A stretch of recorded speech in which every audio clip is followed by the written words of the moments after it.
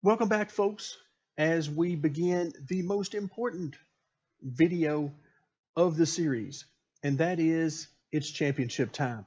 It is time to go to Homestead. So, normally we take a look at the team screen and we could talk about all of the upgrades we're looking forward to. Nope, we're done with those. Sponsorship. Nope, we're done with those. What about the grid? Nope, we know who it is. Four drivers, but only one trophy. What about the schedule?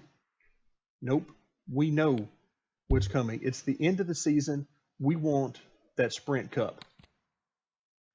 So there's nothing else left to talk about. The most important race is here. Let's head to Homestead. Get set. The race is going green. There's a green flag. All right, folks, here we go. Final race of the season, winner take all. We are starting P2. Now, the problem we have right about now is that we just shifted into fourth gear, and the AI is going to crush us. All right, we really need to hurry up and get up to speed, but unfortunately, this is all I got. This is all I got. I could not do any better than that. All right, let's try to get through turns 3 and 4 and clear our way into second. All right, while I'm thinking about it, let me tap A a couple of times to get our leaderboard up here.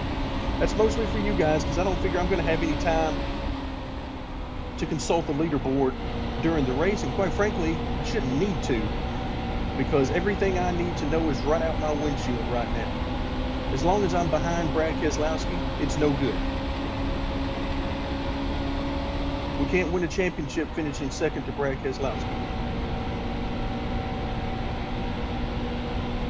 So I'm going to need to run him down and get past him. It's as simple as that.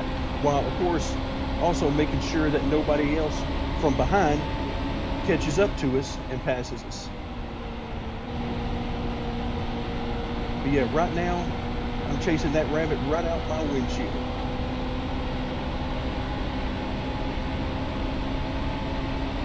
He's got me on horsepower, which means that he's going to have me big time on corner exit. He's going to pull me down the corner, so I have to make sure that I can beat him big time through the corners. I would love to be able to get on his inside going into the corner because they don't seem to be able to run the middle and top of the track as good as I can. So if I can get them up here, then I've got a shot. Ooh, car is really loose. And you can see I lose some time there from getting the car loose.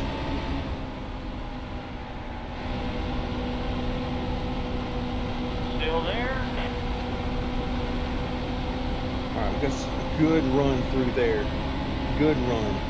Still there. We're going to need a lot of those. Because as you can probably tell, this isn't going to be one of those situations where we're just going to be able to drive by him and drive off. I'm going to have to try to be pretty much perfect with my line and being on and off the throttle. Because if I can do that, then we'll gain a little bit of speed at a time and hopefully be able to clear him. Did we just clear him? Ooh, I believe we did for now. But remember, he's got a huge run coming.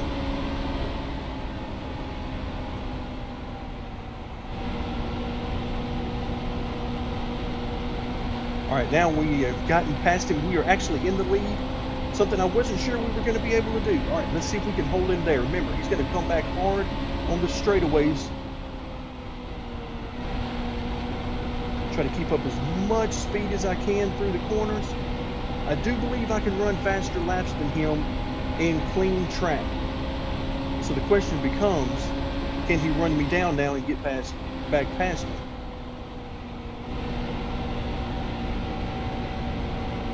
If you're watching the mile per hour on the speed, which was on the dashboard of the car, sort of in the bottom center part of the screen, what I'm looking for is the closer I can keep that to 160 or above in the center of the corner, meaning my slowest speed in the center of the corner, the better off I will be. If it drops down into the mid 150s, that's when it's going to hurt me because it means that I'm not going to have as much speed down the straightaways, and I'm going to get hurt even more down the straightaways. Right now we are 0.7 of a second up on second place. And I'm just trying to focus on being smooth, quite frankly. Set the car up pretty loose to make sure, because it's all about the center of the corner here. I need to make sure I can get through the center nice and smooth, carry the most speed possible, because that will enable me to carry the most speed possible down the next straightaway. All right, right now, let's see, we're pulling in, we're now ahead by 1 second. I can carry more speed generally the higher I am up on the track, but in practice, I noticed that my lap times were still better on the bottom. All right, 10 laps to go. It means we have to be perfect for 10 more laps. Not too much to ask, is it? Woo. I'm telling you, the steering wheel representation on the screen does not do justice to the inputs I'm having to put for real. It's not mapping it 1-to-1 for sure, even though that's how I have it mapped in the game and calibrated.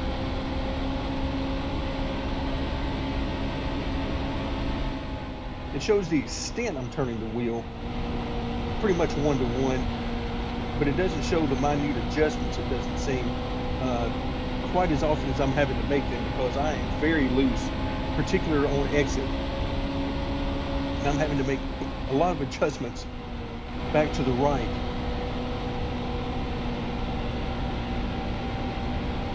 There seems to be, if you're familiar with this track in real life, you know that it has the variable degree or the graduated banking.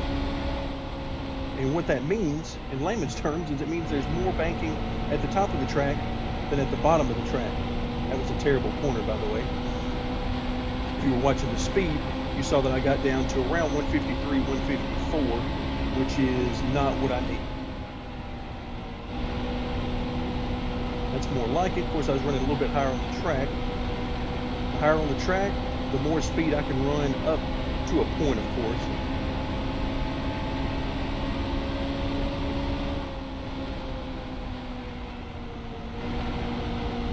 All right, our lead seems to have settled in. All right, running second right now is Junior. He is a second off the pace and looks to be closing. Now, the good thing for us is Junior is not in this fight. I'm sure he'd like to end his career, very loose there, on a victory, but he is not in this championship fight. So really what I need them to do behind me is I need those guys to duke it out. Because the more they duke it out, that's probably going to slow down their lap times. And the slower their lap times, the less chance they have of catching me. All right, so let's see what we got. We got what should be around 6 or 7 more laps to go, something like that. I'll admit I haven't been paying much attention to the lap counter whenever it pops up each lap, but I will this time. All right, we got lap traffic ahead. 5 laps to go. There we go, 5 laps to go. I like that number.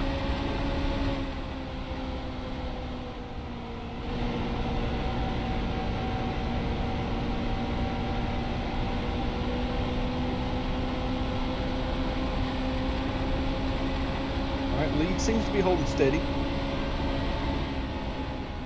Yeah, we're not so much worried about Junior as, even though my plan is winner take all here, I need to win this race.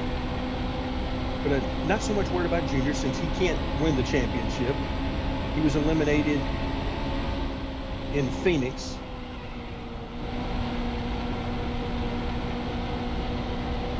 Good job by him, though, making it to the round of 8, for sure.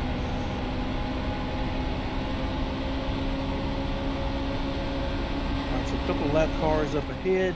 I'm going to try to start paying a little bit of attention to where they're running on the track and see where I need to go.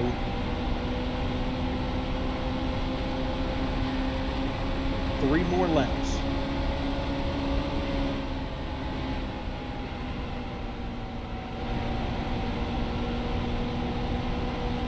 Yeah, I'm definitely not pulling ahead of these guys. They're 0.8 of a second behind, which is pretty much stabilized between that and about a second. All right, let's see. Let's go to the high side here. Still All right, so there. far so good. All clear. I did have a good deal lower speed there in the center of the corner, mostly because I was taking it easy. Here you go. All right, I'm gonna back off a little bit here.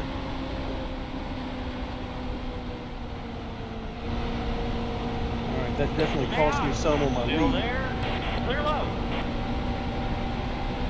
But I also knew I needed to get by these guys. Oh boy, our lead is evaporating.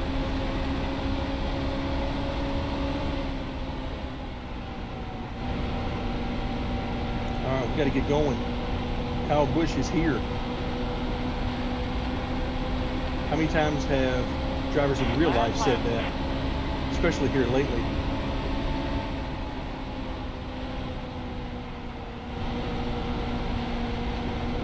All right, here we go. If they'll give me the high side, then I'll be happy. Oh, great. Now we're going to run too wide.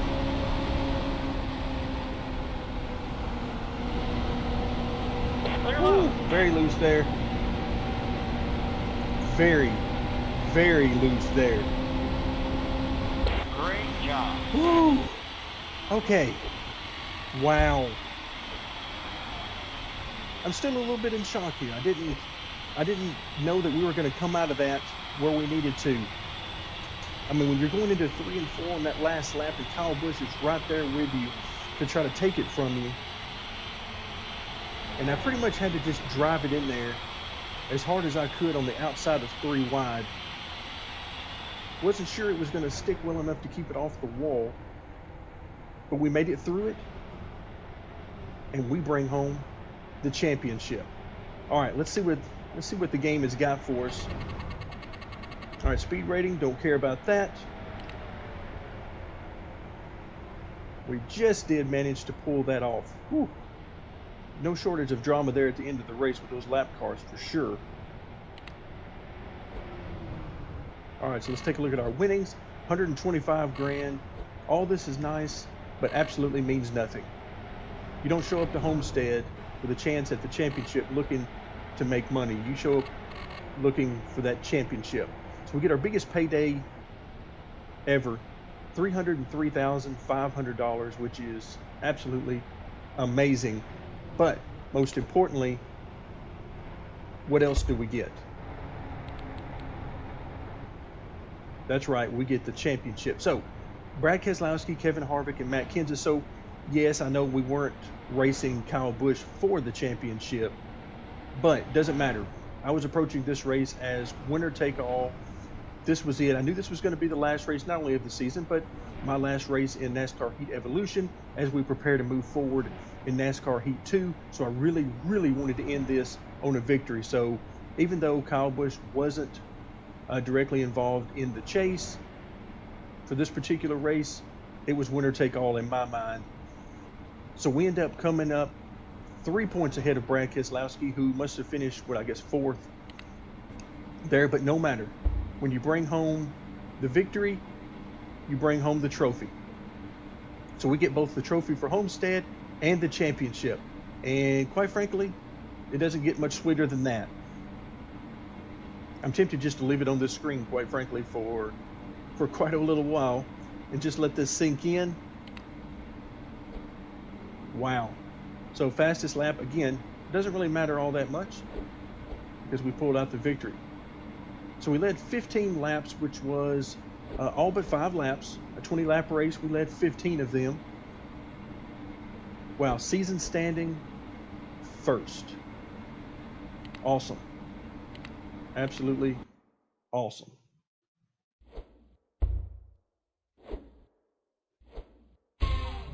So we've reached the end of the season and are the Sprint Cup champion. So Carl Edwards, this must be why he retired, because we beat him for the championship and he couldn't believe that a rookie took home the deal. So you were on a serious run. Who is racing for second? I agree. I kind of like that. That is always nice. So now you can see we have 520,000 in the bank. Again, not that it matters, but for those of you who might be playing through a career, now it shows we've got the second half of the team upgrades that are still remaining, which means that we could get even faster for next year, and probably would be able to do so pretty quickly, because now that we have a faster car, we're going to start making more money per race. And you could adjust the sponsors as you get better and start again getting more money for those as well. So everything just lines up.